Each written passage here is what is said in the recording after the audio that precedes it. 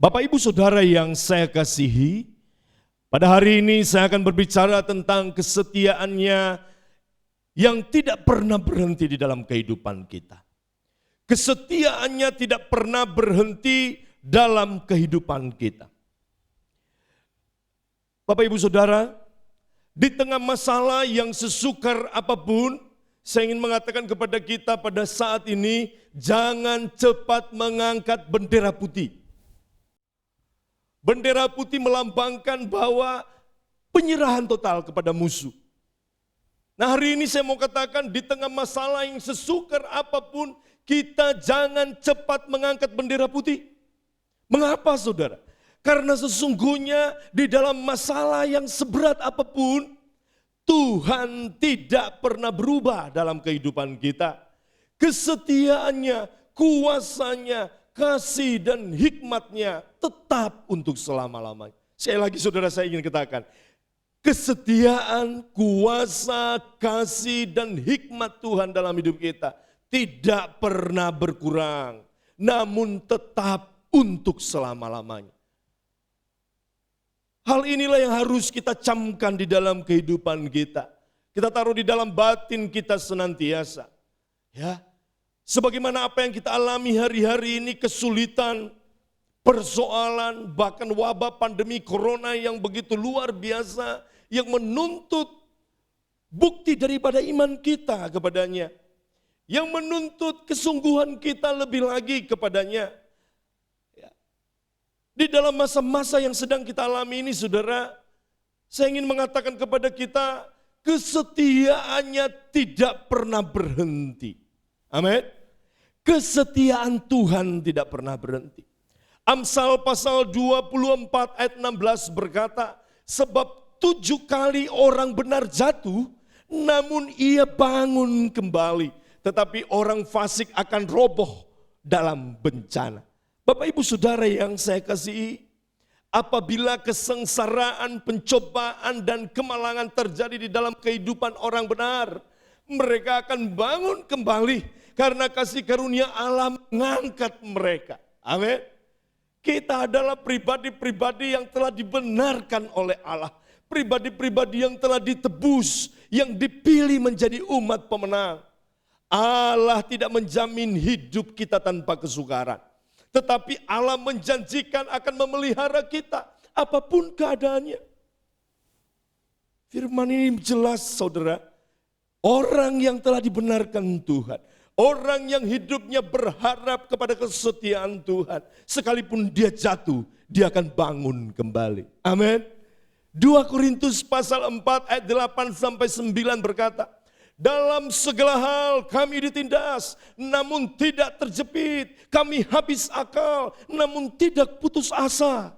Kami dianiaya, namun tidak ditinggalkan sendirian. Kami dihempaskan, namun tidak binasa. Kesetiaannya dapat kita andalkan, saudara.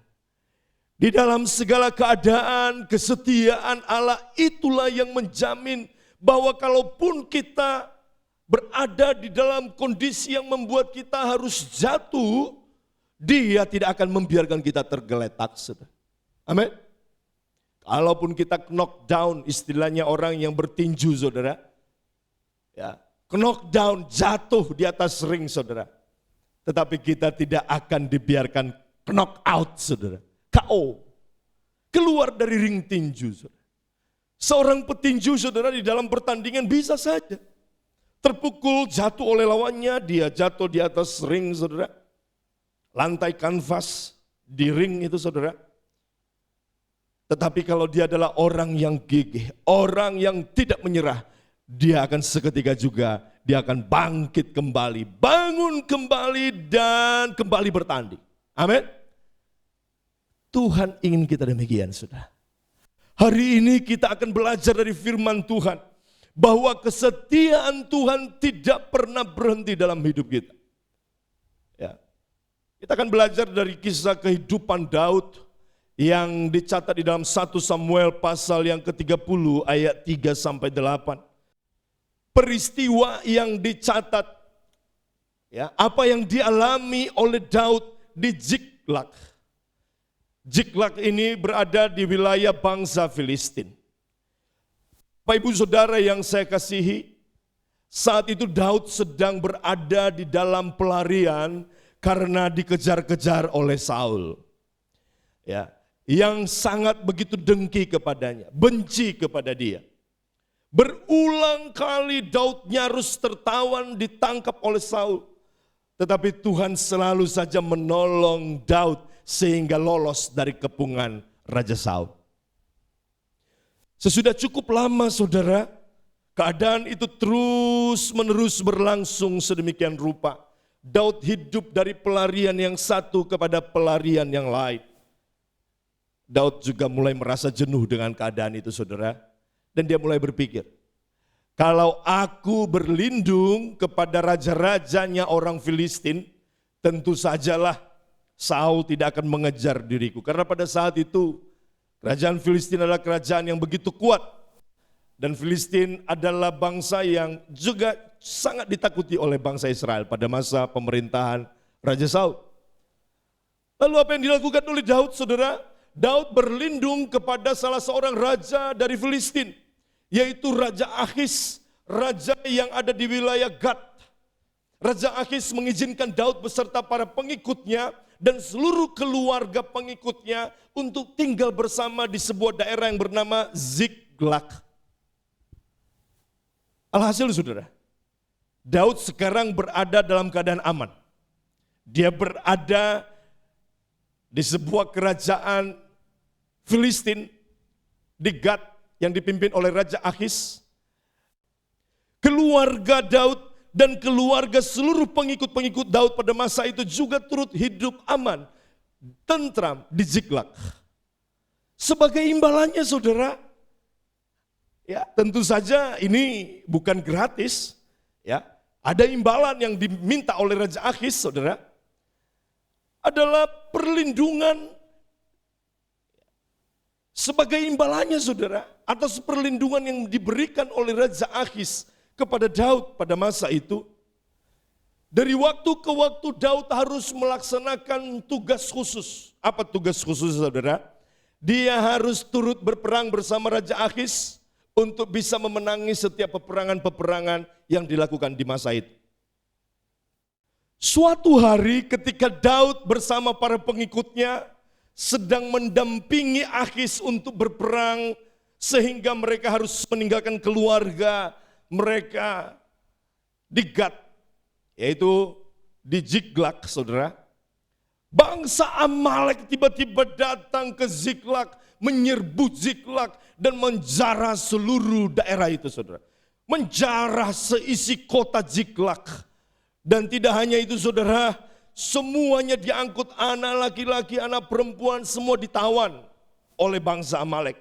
Di dalam 1 Samuel pasal 30 ayat 3-8 dicatat apa yang terjadi ketika Daud beserta para pengikutnya tiba di Ziklag segera sesudah bangsa Amalek menyerbu daerah mereka. Kita akan baca saudara, kita akan lihat apa yang terjadi. Ya, di dalam 1 Samuel pasal 30 ayat 3-8 di sana dicatat saudara, ketika Daud dan orang-orangnya sampai ke kota itu, tampaklah kota itu terbakar habis. Dan istri mereka serta anak-anak mereka yang laki-laki dan perempuan telah ditawan. Lalu menangislah Daud dan rakyat yang bersama-sama dengan dia itu dengan nyaring. Sampai mereka tidak kuat lagi menangis. Ayat yang kelima. Juga kedua istri Daud ditawan, yakni Ahinoam, perempuan Yizrael, dan Abigail bekas istri Nabal, orang Karmel itu. Ayat yang ke-6. Dan Daud sangat terjepit karena rakyat mengatakan hendak melempari dia dengan batu. Seluruh rakyat itu telah pedih hati, masing-masing anaknya laki-laki dan perempuan. Tetapi Daud menguatkan kepercayaannya kepada Tuhan Allahnya. Ayat yang ke-7 perhatikan saudara. Lalu Daud memberi perintah kepada Imam Abiatar bin Ahimelech, bawalah efod itu kepadaku. Maka Abiatar membawa efod itu kepada Daud. Kemudian bertanyalah Daud kepada Tuhan, katanya, haruskah aku mengejar gerombolan itu? Akan dapatkah mereka kususul?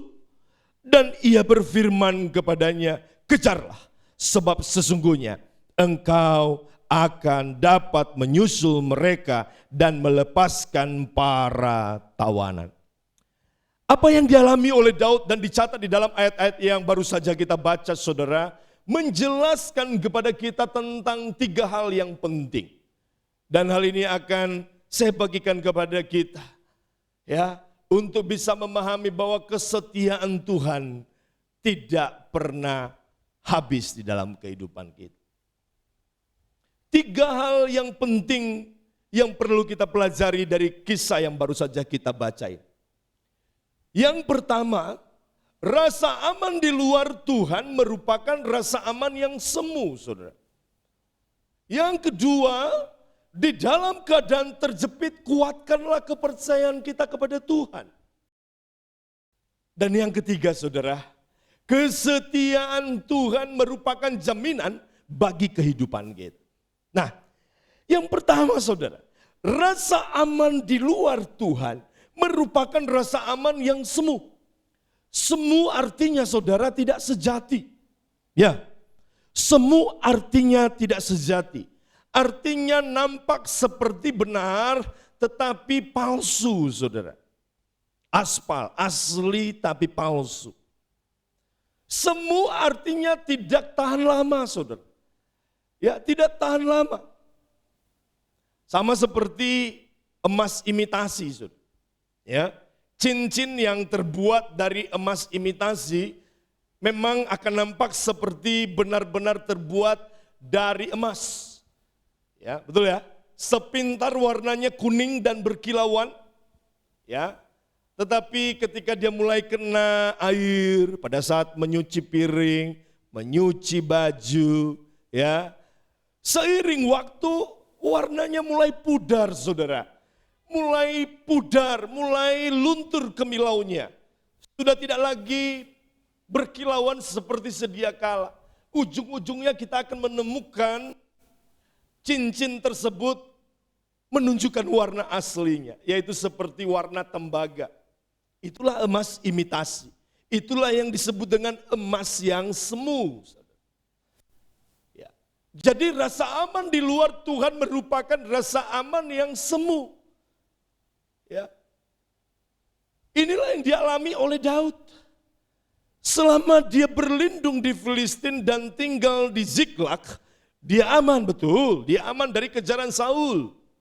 Namun rasa aman yang Daud alami adalah rasa aman yang sifatnya semu. Bukan rasa aman yang sejati. Begitu bangsa Amalek menyerbu Ziklag, apa yang terjadi? Bangsa Amalek merampok semua yang ada di Ziklag. Direbut, diambil dari Daud. Diambil dari zona amannya Daud. Bukan itu saja, bahkan sekarang Daud berada dalam keadaan terjepit. Di dalam 1 Samuel pasal 30 ayat 6, tadi dicatat bahwa para pengikutnya menjadi marah. Mengapa mereka marah, saudara? Karena anak, istri, dan harta mereka dirampas oleh bangsa Amalek. Bersama dengan anak, istri, dan juga tentu saja harta Daud, keluarga Daud, dirampas dan ditawan oleh bangsa Amalek. Rakyat yang bersama dengan dia yang ada di Ziklag begitu marah kepada Daud. Mereka ingin melampiaskan kemarahan mereka dengan cara hendak melempari Daud dengan batu. Keadaan Daud benar-benar sangat terjepit. Mungkin sama seperti kata pepatah, sudah jatuh tertimpa tangga. Ya, Daud kehilangan anak, istri, dan seluruh hartanya. Dan sekarang dia juga kehilangan dukungan dari para pengikutnya. Kalau sebelumnya dia dimusuhi Raja Saul, sekarang justru dia dimusuhi oleh orang-orang yang ada di sekitar dia. Pengikutnya sendiri.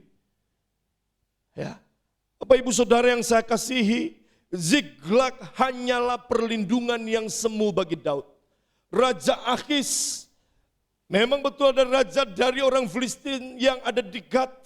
Memang kuat. Filistin memang ditakuti oleh bangsa Israel. Tetapi itu hanyalah perlindungan yang semu. Ya. Memang betul, sebelumnya Raja Saul mengejar Daud yang membuat Daud jenuh, membuat Daud rasanya butuh tempat yang aman bagi dia. Tetapi sesungguhnya selama ini Saul pun tidak menyentuh Daud. Itu semata-mata sebenarnya juga perlindungan Tuhan bagi Daud.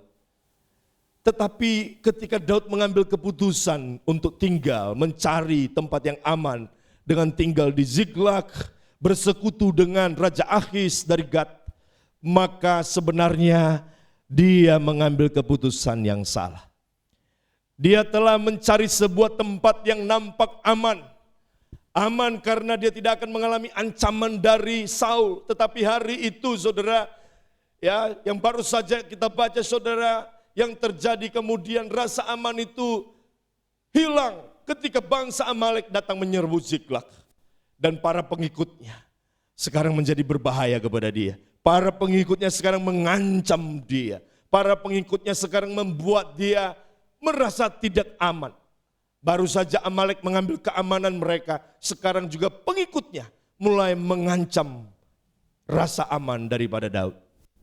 Memang ada kalanya Tuhan mengizinkan kita mengalami tantangan dan kesukaran, agar kita menyadari bahwa rasa aman keluar Tuhan adalah rasa aman yang semu, saudara. Ya, saat ini dengan wabah yang merajalela di seluruh dunia, orang jadi menyadari betapa rentannya manusia itu. Orang mulai menyadari bahwa manusia membutuhkan rasa aman yang sejati. Karena rasa aman di luar Tuhan tidak ada yang sejati, semua semu. Rasa aman di luar Tuhan merupakan rasa aman yang semu. Apa yang terjadi hari-hari ini? Orang mulai merasa memerlukan Tuhan di dalam kehidupannya. Orang mulai mencari rasa aman di dalam Tuhan. Jadi ketika kita ada di luar Tuhan, di luar perlindungan Tuhan, maka rasa aman yang kita dapat adalah rasa aman yang semu. Itu yang pertama. Pelajaran yang kita dapat daripada kehidupan Daud ini. Pelajaran yang kedua saudara, yang tidak kalah penting yang perlu kita maknai di dalam pembacaan firman Tuhan pada hari ini adalah di dalam keadaan terjepit, sekali lagi, di dalam keadaan terjepit, kuatkanlah kepercayaan kita kepada Tuhan. Pelajaran kedua yang dapat kita ambil dari pengalaman Daud di Ziklag ini saudara, yang dicatat di dalam 1 Samuel pasal 30 ini saudara, bahwa di dalam keadaan terjepit, kuatkanlah kepercayaan kita kepada Tuhan. Amin. Kuatkan kepercayaanmu kepada Tuhan. Kalau kita melihat keadaan di sekitar kita, bisa jadi kita akan merasa panik. Betul saudara ya? Kita panik karena kita dalam keadaan tidak berdaya. Sedangkan masalah semakin hari semakin menekan. Informasi ini itu segala macam membuat kita mulai merasa khawatir dan takut. Terkadang kita mengalami situasi krisis yang datangnya bertubi-tubi. Masalah yang ini belum selesai, muncul masalah yang ini. Belum lagi ngantri masalah yang itu. Masalah seolah datang rombongan. Di dalam situasi seperti ini, maka adalah wajar kalau banyak orang kemudian menjadi panik. Kalau kita merasa berada di dalam situasi krisis yang tidak berkesudahan, sepertinya rasa takut akan menguasai hati kita, betul saudara ya? Dan kita akan menjadi lumpuh dan tidak berdaya, putus asa. Kita tidak lagi mampu berpikir jernih, kita tidak lagi mampu hidup dengan tenang. Sepertinya pilihan kita satu-satunya adalah menyerah kepada nasib.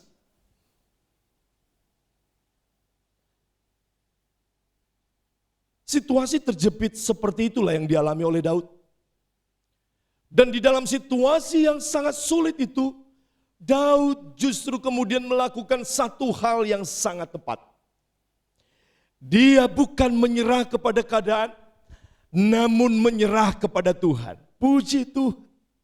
Inilah yang perlu kita pelajari. Di dalam ayat yang ke-6 dicatat seperti demikian saudara. Dikatakan, dan Daud sangat terjepit Karena rakyat mengatakan hendak melempari dia dengan batu. Seluruh rakyat itu telah pedih hati, masing-masing karena anaknya laki-laki dan perempuan. Tetapi Daud menguatkan kepercayaannya kepada Tuhan Allahnya.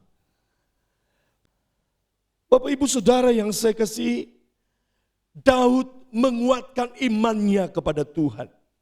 Kalau kita memperhatikan kembali pada ayat-ayat selanjutnya, ya di dalam ayat yang ke-7, 8 yang sudah kita baca tadi saudara, sekarang justru Daud menyerahkan diri kepada tuntunan Tuhan. Ya, dia bukan menyerah kepada keadaan, namun di dalam iman dia menyerah kepada Tuhan. Amin. Dia datang dan menyerah kepada Tuhan. Ya, di dalam keadaan sukar yang menjepit Daud sekarang ini, dia datang berseru kepada Tuhan. Hal yang sama kita bisa belajar saudara. Kita tidak boleh membiarkan rasa panik menguasai hati kita. Namun kuatkan iman kita kepada Tuhan dan kita harus hidup di dalam sikap hidup berserah kepada Tuhan. Amin. Kita harus mengingat bahwa wujud dari kesetiaan Tuhan bagi umatnya yaitu bahwa Tuhan senantiasa memperhatikan umatnya dan Tuhan tidak pernah mengabaikan orang yang berharap dan mengandalkan Dia. Amin, saudara. Amin. Tuhan memperhatikan saudara dan saya. Tuhan memperhatikan kita umatnya. Jangan membiarkan rasa takut yang melampaui takaran menguasai hati kita. Sebaliknya yang harus kita lakukan saudara, kita meneguhkan iman kita kepada Tuhan dan serahkan hidup kita kepadanya. Itulah yang harus kita lakukan. Itulah yang dilakukan oleh Daud ketika dia mengalami situasi terjepit. Bapak Ibu Saudara yang saya kasihi, pelajaran ketiga dan yang terakhir bagi kita melalui pembacaan firman Tuhan pada hari ini. Kesetiaan Tuhan merupakan jaminan bagi kehidupan kita. Mengapa kita harus meneguhkan iman kita kepada Tuhan? Mengapa saudara? Mengapa kita harus menyerahkan hidup kita kepada Tuhan? Seperti apa yang dilakukan oleh Daud? Karena kesetiaan Tuhan merupakan jaminan bagi kehidupan kita. Karena kesetiaannya tidak pernah berubah untuk selama-lamanya. His faithfulness never ceases. Kesetiaannya tidak pernah berhenti. Sama seperti apa yang ditulis di dalam 2 Timotius pasal kedua ayat yang ke-13. Jika kita tidak setia, Dia tetap setia karena Dia tidak dapat menyangkal dirinya sendiri. Sekali lagi saya baca saudara, jika kita tidak setia, Dia tetap setia karena Dia tidak dapat menyangkal dirinya sendiri. Amin. Amin saudara.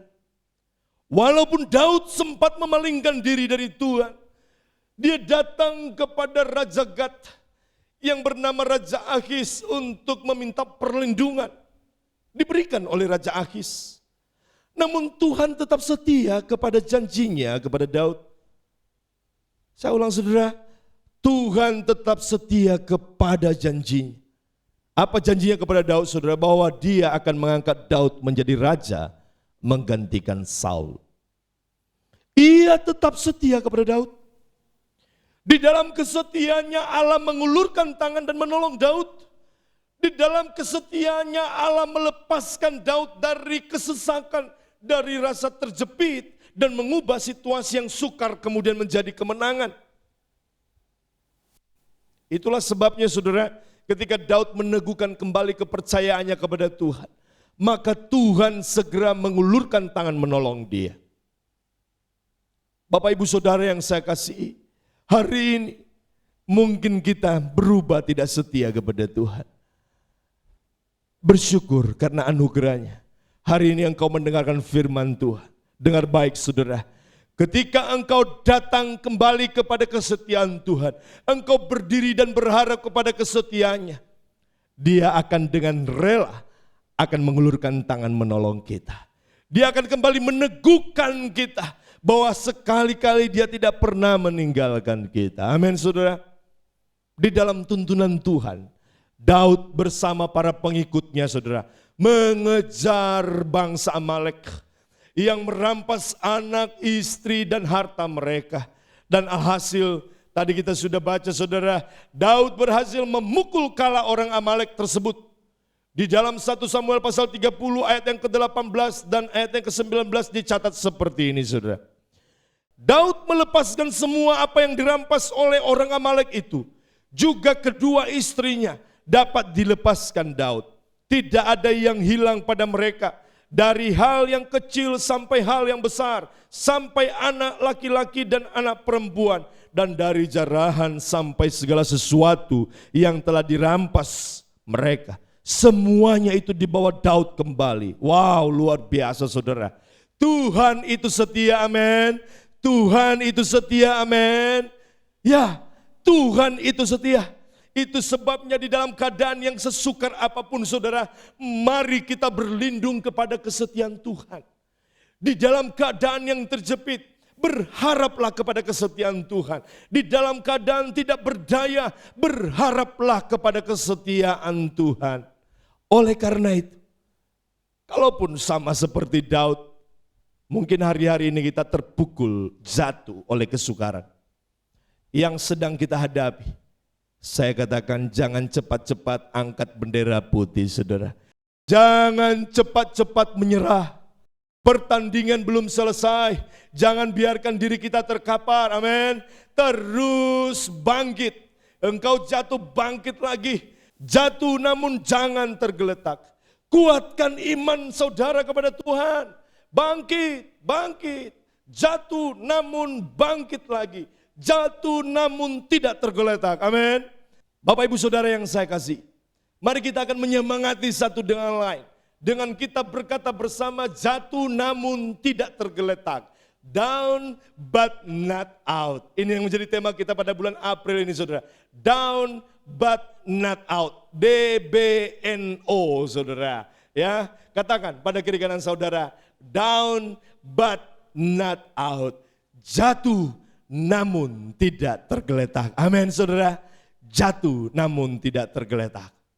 Bapak ibu saudara yang saya kasihi, keadaan sesulit apapun, tetap ingat bahwa kesetiaan Tuhan, ya, kesetiaan Tuhan dalam hidup kita tidak pernah sia-sia. Kesetiaan Tuhan di dalam kehidupan kita, ya dan amin. Dia tidak pernah membiarkan kita sendirian, ya. Dia akan senantiasa menolong kita. Dia akan terus menopang kita dengan kuasanya. Dia akan terus menepati janji-janjinya di dalam kehidupan kita. Kesetiaannya tidak pernah berhenti. Apapun keadaan saudara, apapun yang saudara alami hari-hari, ingat, kesetiaan Tuhan tidak pernah berhenti di dalam kehidupan kita. Kesetiaan Tuhan adalah kesetiaan yang kekal.